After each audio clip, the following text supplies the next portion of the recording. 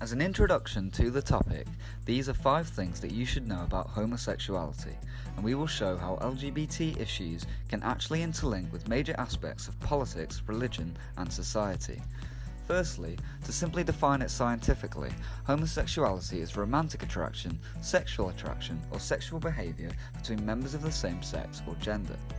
In the public statement of sexual therapy of the American Academy of Psychiatry in 2000, it was mentioned that homosexuality cannot be defined as a mental illness, and attempts to change sexual orientation have potential harm. Previously, efforts had been made throughout the medical profession to use conversion therapy to alter the sexual orientation of people, and some attempts continue to this day. The sexual orientation of homosexuals cannot be changed through this special training. It is not a choice, nor is it controllable by oneself. As there are vastly more people who possess heterosexual attraction, the dominance of straight people within society and politics is significant. This can have an effect on LGBT people from a young age, as it can prevent them from being aware of their own orientation, as the male-female relationship has been entirely normalised. There is also the threat that, if they show their sexual orientation, they might be bullied by children at school, who are not correctly educated on different sexual relationships. People can often be afraid of being different, but there is obviously nothing to be ashamed of.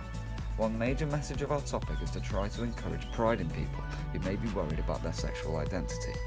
Secondly, homosexuality is often misinterpreted by society, leading to homosexuals rarely being accepted in some aspects of life. Gay men, for example, are sometimes thought to be girly, not masculine enough to fit in with male groups of friends. However, this was not always the case, as there are notable historical instances of gay men in particular being celebrated members of society. Here is a good example.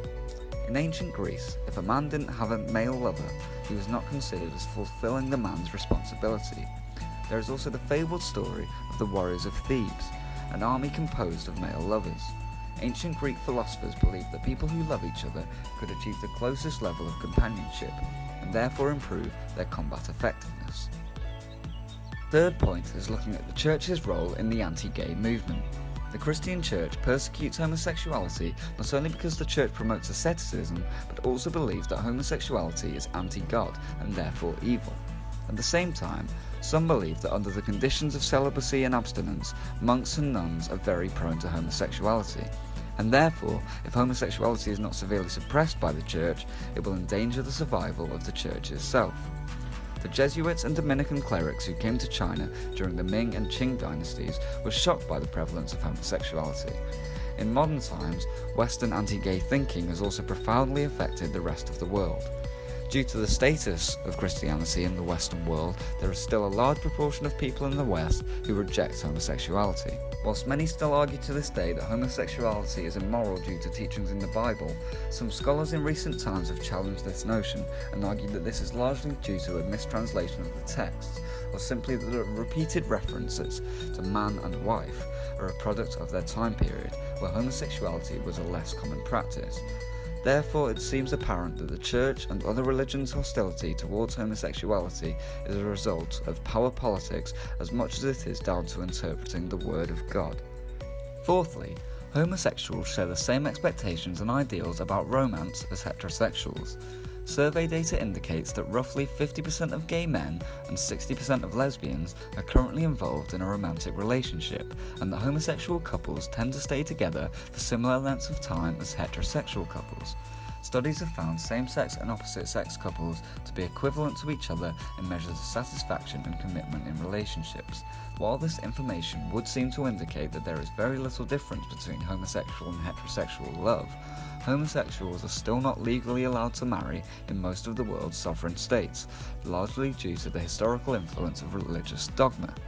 Even more concerning is the fact that over 400 million people live in countries where homosexuality can still be punished by death. As of April 2019, same-sex marriage is legally performed and recognised in 26 countries, with Costa Rica and Taiwan soon to join the list.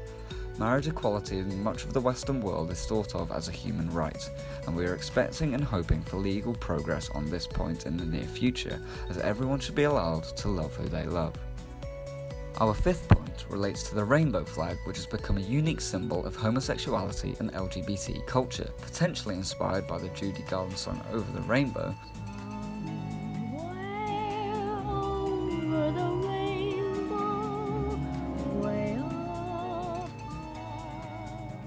as well as by Harvey Milk, one of the first openly gay elected officials in the United States.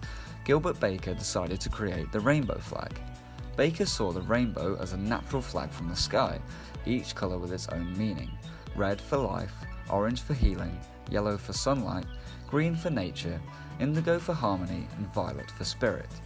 The flag is now seen waving frequently during LGBT rights protests, as well as in celebration during events such as Gay Pride. Whilst in some ways, corporate entities have tried to use the symbol in attempts to appeal to the gay community, for many LGBT people it is a major symbol of freedom and power. For gay people to be able to freely show their true identity through the rainbow without fear of discrimination is an important development for our society.